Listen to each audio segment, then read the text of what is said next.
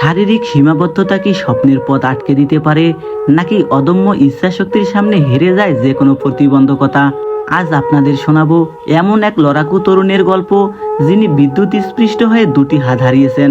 ১.৫ বছর বয়সে মাকে হারিয়েছেন এবং ১০ বছর বয়সে হারিয়েছেন দুটি হাত। সৎ মায়ের সংসারে সয়েছেন চরম অবহেলা, কিন্তু জীবনের চরম কঠিন সময়েও ভিক্ষার মতো সহজ ও অপমানজনক পথ বেছে নেননি তিনি। পা দিয়ে ফোন ও ক্যামেরা চালিয়ে আজ তিনি সোশ্যাল মিডিয়ায় সফল কন্টেন্ট ক্রিয়েটর। বলছি অনন্য তরুণ বরাত আলীর কথা। বিদ্যুৎ স্পৃষ্ট হয়ে দুটি হাত হারিয়েছেন বরাত আলী।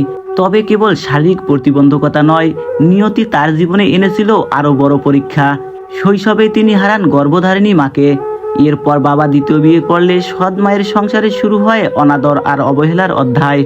সমাজের অবহেলা আর পরিবারের কষ্টের মাঝে বেড়ে ওঠা বরাত আলীর জন্য প্রতিদিনের সাধারণ কাজগুলো করাই ছিল এক বিরাট যুদ্ধ। বরাত আলী বলেন, ছোটবেলা থেকেই অনেক কষ্টে বড় হয়েছি। মা মারা যাওয়ার পর জীবনটা আরও কঠিন হয়ে যায়। অনেকে ভাবতো আমি সমাজের বোঝা, আমি কিছুই করতে পারবো না। অনেকেই বলতো হাত নেই, ভিক্ষা ছাড়া আর উপায় কি। কিন্তু মন থেকে ভিক্ষাবৃত্তিকে আমি ঘৃণা করতাম। আসসালামু আলাইকুম। আপনারা অনেকেই আমাকে বলেন, ভাইয়া আপনি ভাত খান কিভাবে? এই দেখেন আমি কিভাবে ভাত খাই।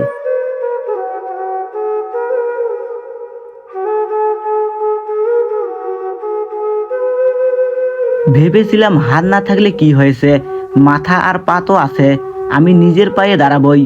ভিক্ষাবৃত্তির সহজ পথ ফিরিয়ে দিয়ে বরাত আলী বেছে নেন কঠিন কিন্তু সম্মানজনক পথ। অনলাইন দুনিয়ায় নিজের যোগ্যতা প্রমাণের সিদ্ধান্ত নেন তিনি। হাতের জায়গায় তিনি ব্যবহার করতে শুরু করেন পা এবং শরীরের অন্যান্য কৌশল। নিজের অদম্য প্রচেষ্টায় শিখতে থাকেন কিভাবে স্মার্টফোন চালাতে হয়, ভিডিও ধারণ করতে হয় এবং এডিট করতে হয়। তৈরি করেন ফেসবুক পেজ ও ইউটিউব চ্যানেল। তার তৈরি নানামুখী ও অনুপ্রেরণামূলক কন্টেন্টগুলো আজ অল্প সময়ের মধ্যে ইতিবাচক সাড়া ফেলতে শুরু করে নেট দুনিয়ায়। পা দিয়ে তৈরি করা সেই ভিডিওগুলোই পৌঁছে যায় লাখো মানুষের কাছে। কঠোর পরিশ্রম আর অদম্য মানসিকতার ফল পেতে বেশি সময় লাগেনি। ডিজিটাল প্ল্যাটফর্ম থেকে আসা আয় দিয়েই এখন বরাত আলী নিজের সব খরচ চালাচ্ছেন। অন্যের করুণার পাত্র না হয়ে তিনি আজ একজন স্বাবলম্বী ও আত্মমর্যাদাশীল ব্যক্তি। তার এই পথ চলা প্রমাণ করে মনোবল ও সততা থাকলে শারীরিক সীমাবদ্ধতা কোনো বাধা হতে পারে না। গ্রামবাসী বলেন, আমরা ছোটবেলা থেকেই বরাতকে চেষ্টা করতে দেখেছি।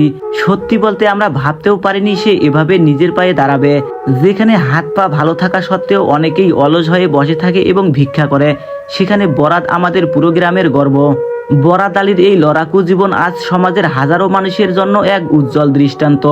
যারা সবকিছু থেকেও জীবনের সামান্য কষ্টে হতাশ হয়ে পড়েন কিংবা ভিক্ষাবৃত্তির মতো পথ বেছে নেন, বরাত আলী তাদের জন্য এক জ্বলন্ত অনুপ্রেরণা।